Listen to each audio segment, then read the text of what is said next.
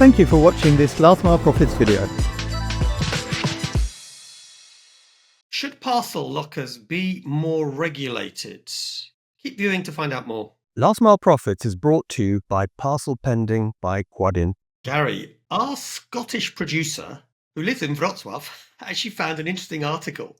And this is something really quite new, at least from my perspective, where Wrocław City Council have sought to put quite far-reaching restrictions in place on what you can do with lockers, how you can place them, and so on and so forth. Have you seen this anywhere else? Not in the way that it's described there, which is kind of like, don't put it in front of a national monument. I'll be honest, it read like regulating the blindingly obvious. It didn't seem to be anything that was beyond the bounds of common sense that a decent operator would seek to do anyway. So I didn't really see the massive drive to change the way that people would think or act if they were left to conduct their business in a sensible way. So I wasn't really impressed with it, to be honest. Yeah, but you know what? Honestly, in Lockerland, we have a lot of lockers. The new out-of-home report, Last Mile Experts out-of-home report coming out soon will show you just how many. But, some of them really are not put in a manner suggesting someone really thought about it. It's just dump it wherever we can. And the sort of things in the regulation were, as far as I remember, because I didn't realize this, but sometimes sun can reflect from the screen, if it's a big screen on a locker, and then go into people's windows. Some lockers have solar panels, so I guess it's the same thing. So in Poland, that's probably 4 days a year, maybe a week. Don't knock it, Gary. It's better than you think. So some of it, I think, is quite sensible, saying, look, you cannot put it in a way that's going to make people's lives difficult in the building. Yes, as you said, you can't put it in front of a national monument. So, imagine you have a 150-foot locker in front of Nelson's column in Trafalgar Square. It probably wouldn't work. That was a silly example, but anyway. No, they're the really unsightly things on that fourth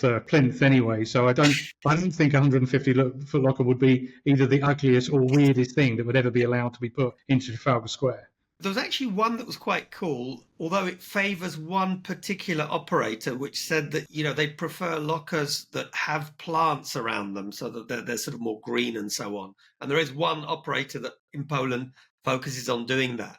The only other thing that's important to bear in mind, they can only do it, as far as I understand, on land that is owned by the local authority. Now this was the bit that I found interesting. So I love rules. I actually quite like rules because it actually tells you what you can and can't do. So I don't mind if there's 100 regulations, if at the end of weaving your way through them, you get a bit of prime real estate at a low cost to place your locker. If that is a prelude to them opening them up, derelict bits of public land, wasted space, bits, we constantly seek out small pockets of unused real estate that would take a locker but can't really be used for anything else. In a car park, but too small for a car. On the pavement, but not obstructing the pavement. If it means you meet these rules and then I'll give you free space to put the locker, bring it on all day. Bring it on all day long. And you know what, Gary? There have been examples. It wasn't an example of restriction, but quite the opposite. I think it was Łódź, where they actually gave one of the carriers, I can't remember, it was 80, I think it was 80 locations, in return for the fact, I think, that the carrier put EV charging points by each locker. So it was really nice, it's a very complementary and symbiotic relationship. So, yeah. I've seen a couple of examples of this in the States. So in Chicago, allowed Amazon to place lockers on public land as an experiment, so people, in parkland and all this sort of thing. But they did it with too few rules. So they ended up placing lockers and obstructing the pavement, obstructing the right of way. There was a dog urine problem on a number of them because of where they put them in the park. They become absolutely indispensable for the local canine population to visit on the way through the park. Eventually, there were so many complaints that had to be removed.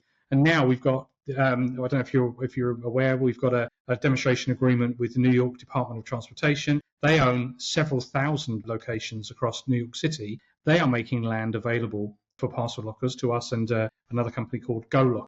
And again, lots and lots of rules and regulations. Can't restrict space, can't put it any. It's got to be sightly, and etc. But if it means it unlocks the potential of this land, and it means we can build the locker density in a sort of happy way that isn't obstructing anybody else or causing anybody else a nuisance or discomfort or distress, as you described, I think generally it's a good thing. Yeah, and I would argue that it's important that local authorities get more involved because this is a big deal. An efficient network will reduce the carbon footprint, will reduce congestion, will potentially, if it's done cleverly, even bring people closer to places where business takes place. Of course, won't be the case with residential located lockers, but sometimes they're in places that, near stores and so on. So I think there's a lot of goodness coming out of this.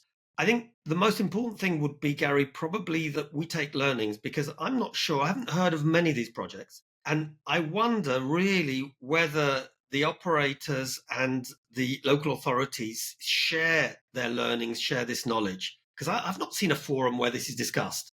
No, I haven't seen that. I mean, I think it's going to have to be more and more of it, unfortunately.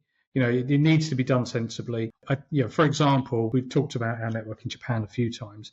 That works because the lockers are small and there are thousands of them. So that freeing up more and more small locations so they can be unobtrusive, they can be tucked into a courtyard, as you said earlier, or down an alleyway so they're not in anybody's way. Then we can do all of that stuff. But what we can't have is 100-foot lockers everywhere in every country, because most places just won't tolerate it or have the room for it. Well, I'll tell you what, I think it would be really interesting, again, if our viewers could maybe share some of their ideas. What should happen? Should there be regulation? How far should that regulation go? Should it affect only local authority land, or should there be rules, like with planning permission, that actually, even if it's on your private land, there are limits to what you can do?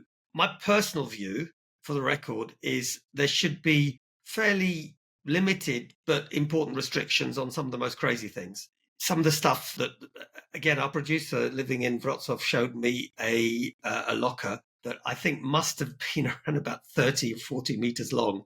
And it really looked unsightly in that particular location in a residential area.